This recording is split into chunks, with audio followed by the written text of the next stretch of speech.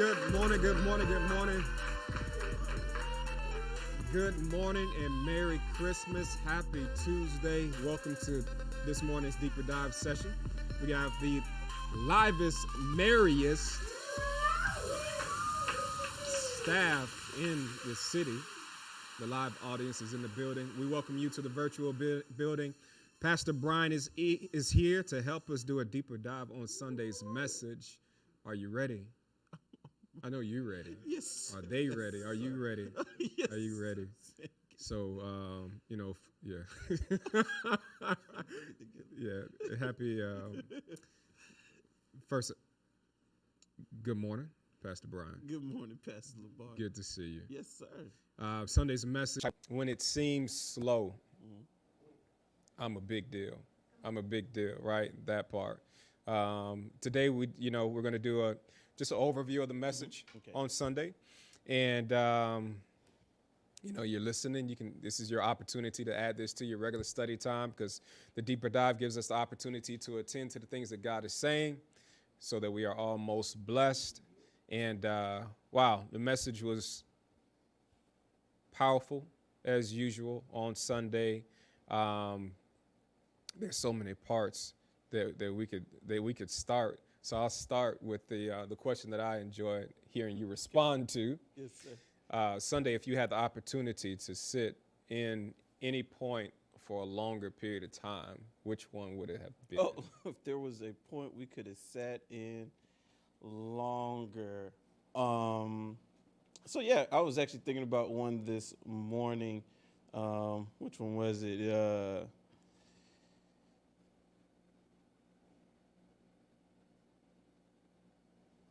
Growth doesn't have to be pretty for its inner work to be perfect. We said it, and obviously that was a description of what Habakkuk was witnessing and how God had chosen to progress what he wanted to do. That wasn't a pretty process to see or a pretty process to take in. And how often, simply because our processes, our path isn't pretty, we somehow think that can change what happens in the end. Right. And oftentimes, there's so many examples that could be used, right? When you start to work out, when you start to, just so many things that the process of what you have to go through to get to where you're going is not pretty. And by pretty, that's what I mean. Could talk about it more. By pretty, we don't just mean aesthetically. We mean that, there could be valley moments, there could be dark moments, there could be doubtful moments, there could be just times that you're going through that aren't pretty. But however, for us to maintain the mindset that just because the growth isn't pretty, that doesn't mean that the end work won't be perfect. Right. All of our processes, any one of us at any point in life, we could think of a moment where, man, that didn't feel right, that didn't look right, that didn't seem right. But what we have to grow to the point of is understanding that has very little to do. And most often, the ugliest processes end with the prettiest work, and how we have to have that, maintain that. And if I were to put like a big umbrella over this, I know we don't say it every time, but we said we have three things right in our Built to Last year. We're going to reflect, attend, protect. Right. And so if you were to every message series, I've been teaching the messages in three subjects. Either this was a message around reflecting, a message around attending, or a message around protecting. Okay. Sunday's message, which was the third message I had taught soon enough, was a protection message. Okay. Right? It was a part of that protect, right? And one of the ways that we protect what God has shared with us is by not thinking that it has to be pretty in its process. That's good. Right? When God has given us something and we're attending to it, to protect what he gave us and us not to give up in the process of what he gave us, let us not think that it has to be pretty for it to end how he said it's going to end. And that's exactly where Habakkuk was, right? It's like, this process ain't pretty. Habakkuk even had his questions, right, about the process that God had chosen to take. And but hey, we have to understand that another point, right? Even when God's ways are not our ways, he must still be trusted. Right. Right. And that wasn't Habakkuk's way. That wasn't his preference. Right. However, that was what God chose. And oftentimes we think it's not God because it's not pretty. We think it's not God because it's not what we would have chose. We think it's not God because of so many reasons. Because often we plan out the when we imagine our progress, we plan for the least the route that takes the least resistance. You talking about what we plan for? When we plan. First of all, we don't plan past. We don't plan past. We plan for miracles. Right. Right. So we're kind of like no plan, no path, just do it now. Wow. Which is kind of where we started, right? Yeah. If it was important, it should happen now. Right. And that's just we have to be. I think sometimes we have to be aware of the mind. You know, I always talk about this all the time. We have to renew our mind, right? We know how important it is to renew our mind. Well, what are some of the practical ways that we're saying? People are like, renew your mind to the word. Well, let me help you out. One of the ways that you renew your mind to the word of God is you stop thinking that everything that is important has to happen instantly. Right. One of the things that the word of God teaches us is that just because it doesn't happen right away, that doesn't mean that it has no value. It doesn't mean it doesn't have any importance. But everything, there's a time. Everything, there's a season. Everything that God shares with you, there's a reason, a season, and a purpose. We always used to say, right? And so we take that, and we know that sometimes we're holding things that have purpose in the future. Right. And sometimes God is sharing us things that give us hope now so that we can stick around and see the future that it's going to have. But what Hold on. Okay. That part right there. So sometimes God is sharing with us things so that we can maintain hope in what it's going to be. All the time. Okay. Right? Yeah. God is sharing with... That's like what vision is. Like That's what vision is. Vision is for the end. Yeah. But God shows it to you in the time so that you have hope in the time, in the present time. For what's up ahead. Going to happen. Okay. You know, man, that I think but then our unrenewed mind in the area of how we get from where we are to there kicks in. Right. And we start to fiddle with things. Yeah. Because now we have this picture of the end. Right. And we're like, we need to get there now. And God's like, it's an appointed time. That's good. We talked about it earlier on in the year, and to death do us part, right? That seasons produce fruit, not effort. Seasons produce fruit, not effort. That's good. Right. Like whether the orange, like it's like people getting frustrated about what God promised them is like you trying to kick an orange tree to get it to produce fruit. No, when its season comes, it's gonna do it whether you kicked it or not. That's good. Like, well, you kicking it can only damage the fruit that is to come in its season. Right. Right. It's so it's like, but that's what people look like. Every day I see Christians walking around kicking trees, wanting it to produce its fruit. Like you kicking that tree, right, ain't gonna make it bring its fruit out of its season. Doesn't make fruit faster. It's not gonna do it. It's just gonna frustrate you in your present. Yeah. And that is, you know. Why was Habakkuk frustrated? What? Oh. First of all, I could think of so many reasons why he was frustrated, right? Because the look of it wasn't even good. Right. Right? The Babylonians? Right? Like this ain't a good look. Right. You know, this isn't a good look. This doesn't look like we are, you know, the chosen people. Yeah. Right? This season doesn't reflect, you know, what I believe we should look like in this world. You know, man, there's like, so he's frustrated, right? Yeah. He's frustrated because he's having to live through a season where he don't look like he's number one, right? Or he doesn't look like he's in first place, or he doesn't look like any of the things, right? But yeah, so he's not. Yeah. So his conditions had him even questioning God's care. Like he was having a challenge because he knew God.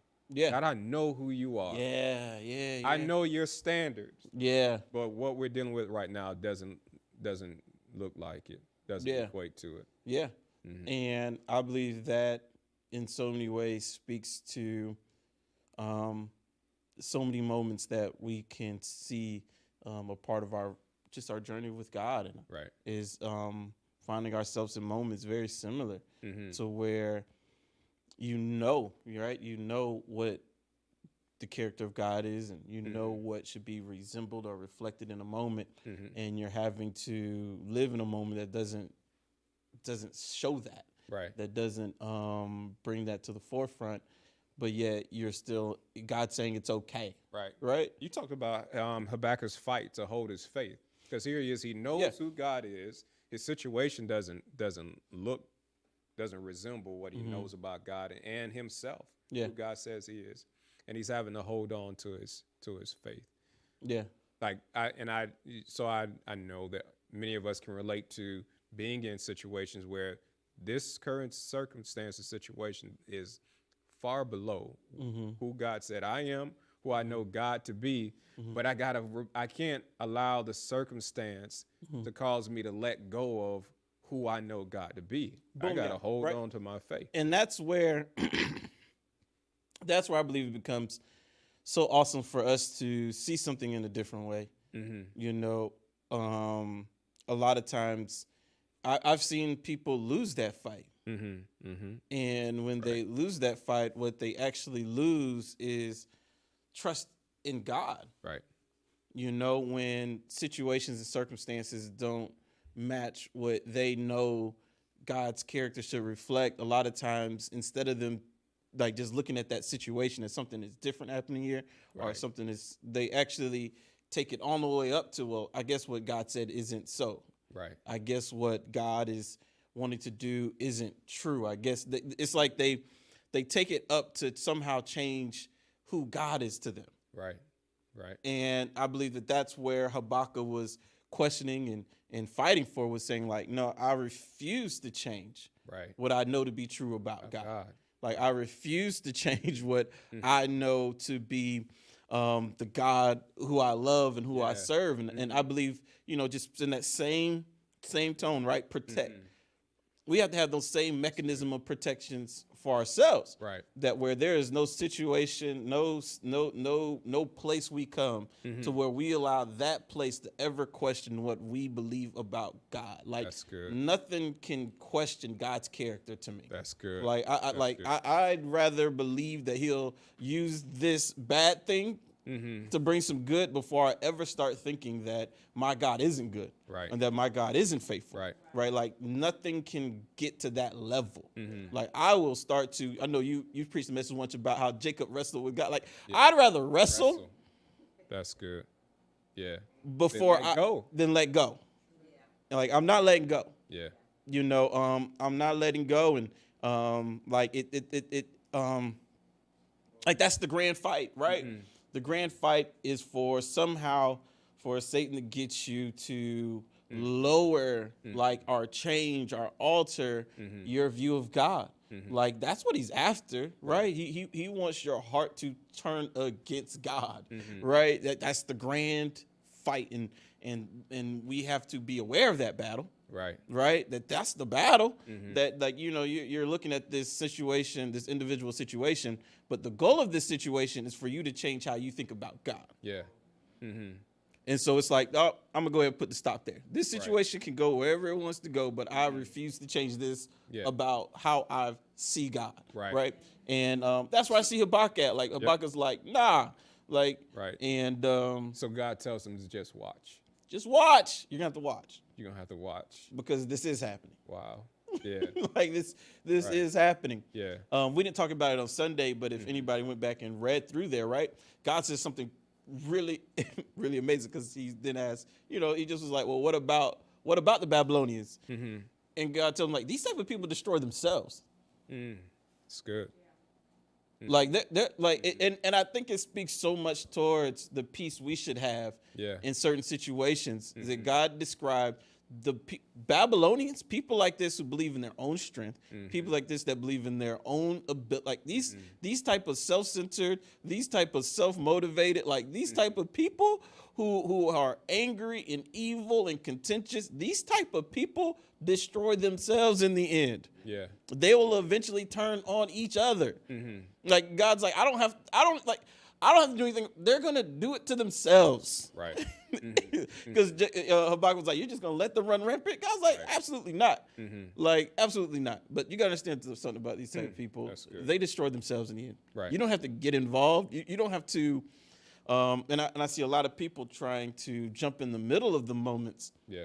And it's like, these type of people, they destroy themselves. Yeah. Right? Like, eventually, whatever that is turns inward. Right. Right? But anyway. I just want you to watch me. That's what I hear. Yeah. Saying. Like, no, you don't watch them. Just watch me. Don't watch what they doing. Right. Like, I'm doing something here. That's good. Right.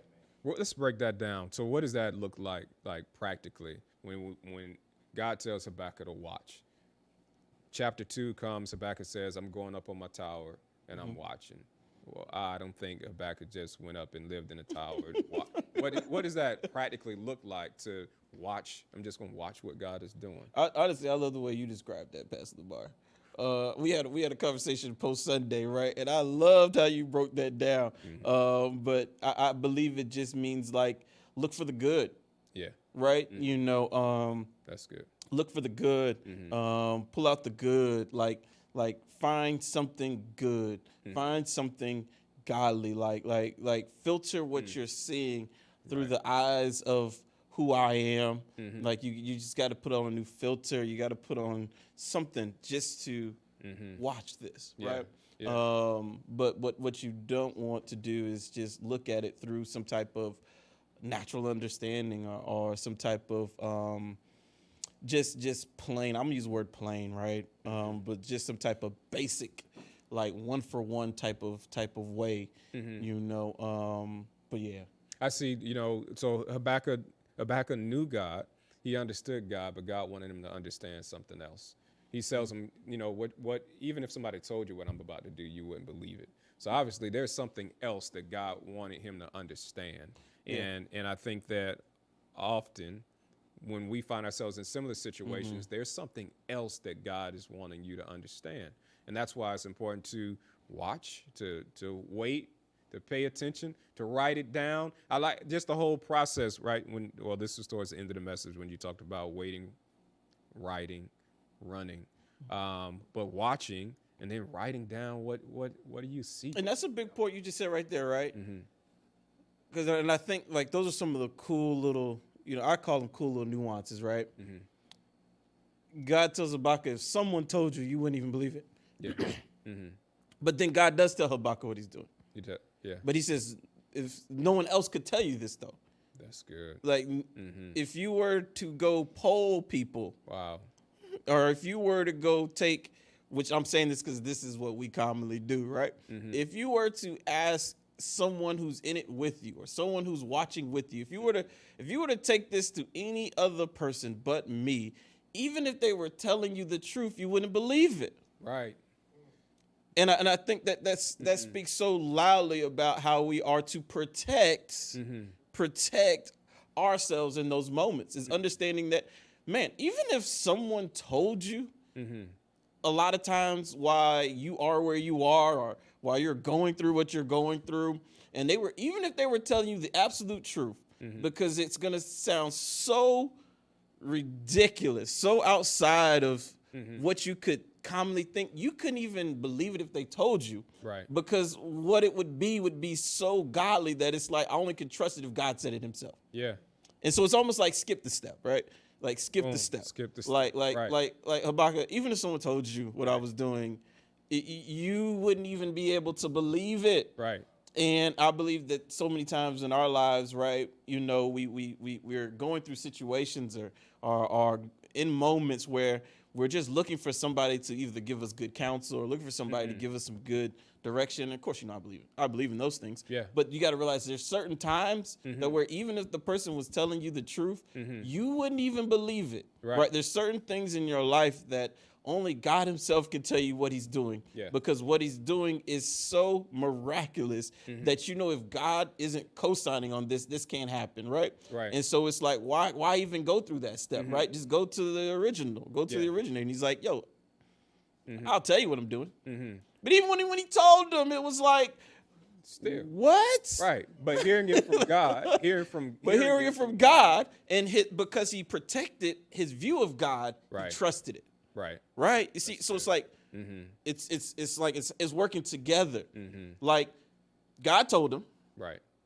but instead of him sitting there and being like, I think I miss God, because he protected his view of God through this whole journey. He was like, man, this is true. Yeah. And I have a second question. Since this is what you're doing, Right. like, I feel like this is and I don't want any person to miss it. I feel like this is a recipe, right? Watching Habakkuk go through this process, the reason it was preserved for us because it's like, this is a recipe. Yeah. This is a recipe for us today to maintain our faith, to be in unfamiliar, uncomfortable situations, but continue to hold on. yes.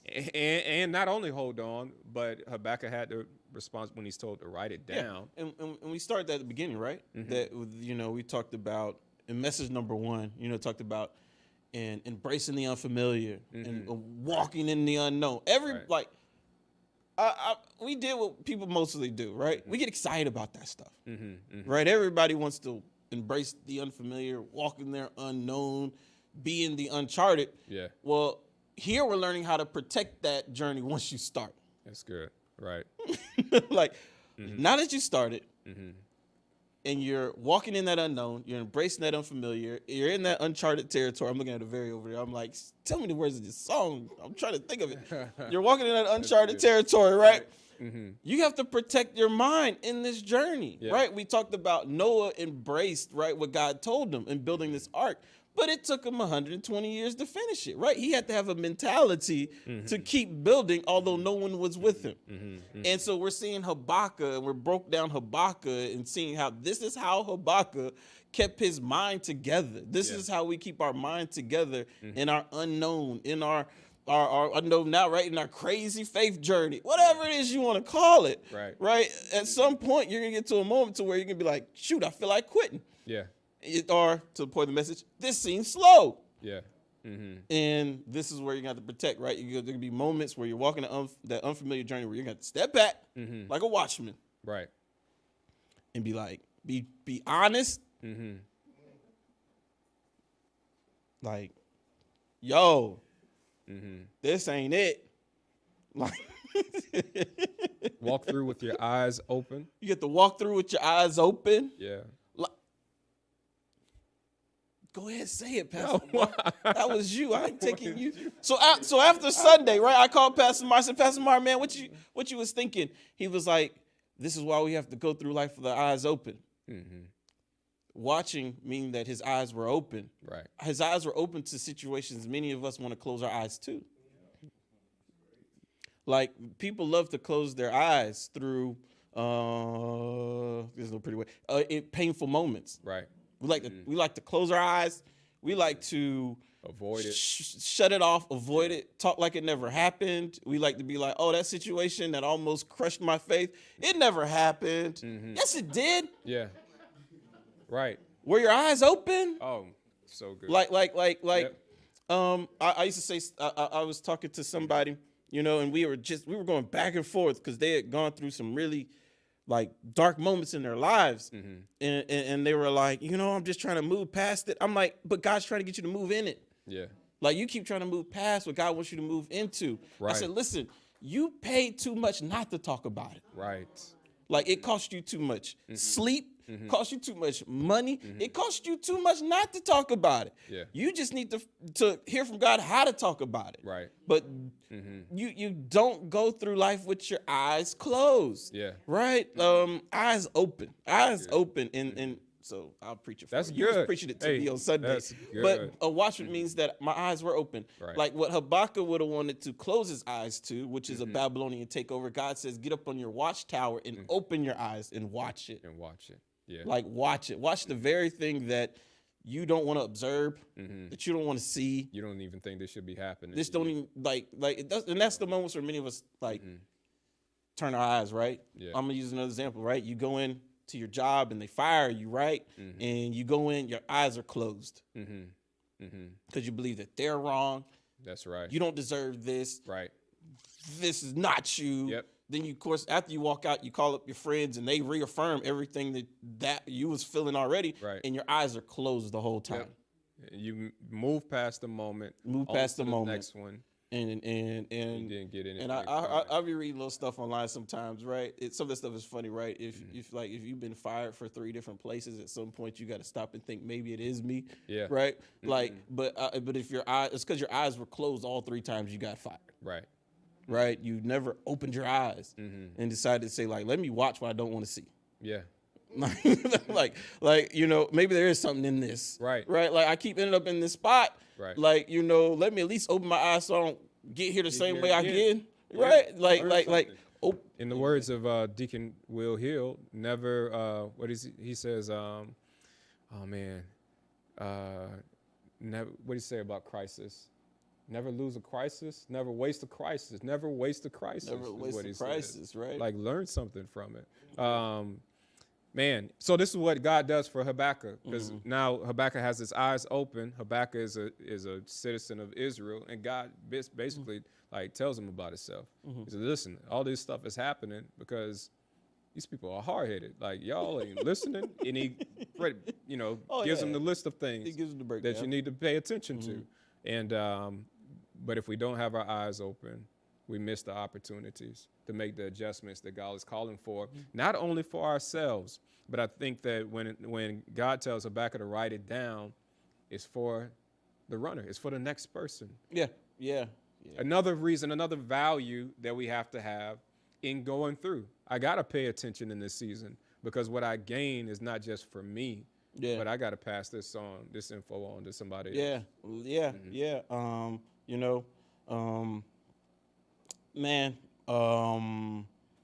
Pastor Deborah talked about it the week before, and we kind of talked about it a moment before here, but I believe the totality of where we are just in this season and this time is, I truly believe that God is wanting to move so many things forward radically, right, miraculously, that it's like he's just telling us, like, let's not use this next season repeating what you should have learned the last season. That's good. Right? Right. And that's why your eyes have to be open. Yep. Right?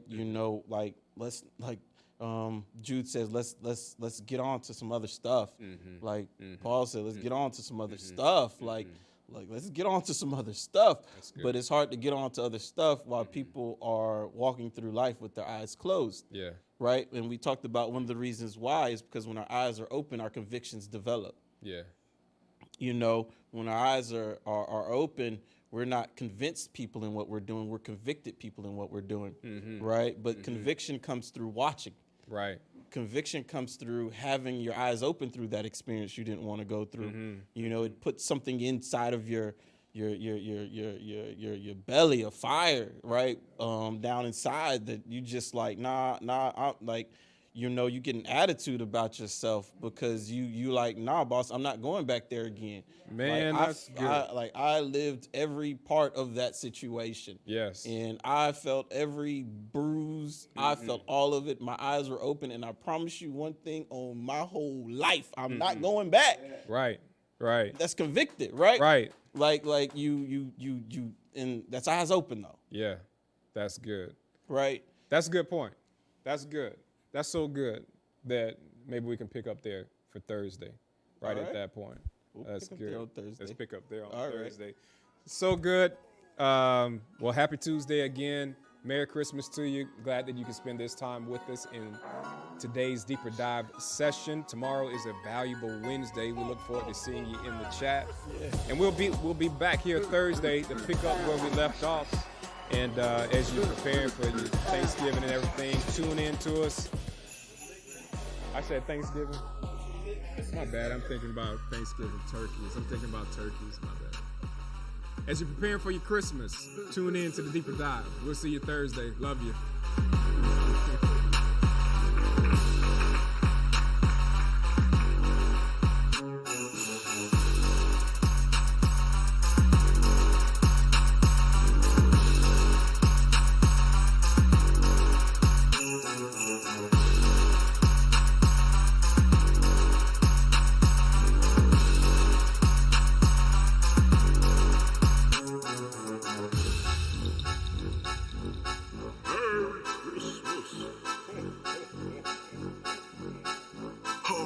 ho. Ho, ho, ho. Ho, ho, ho.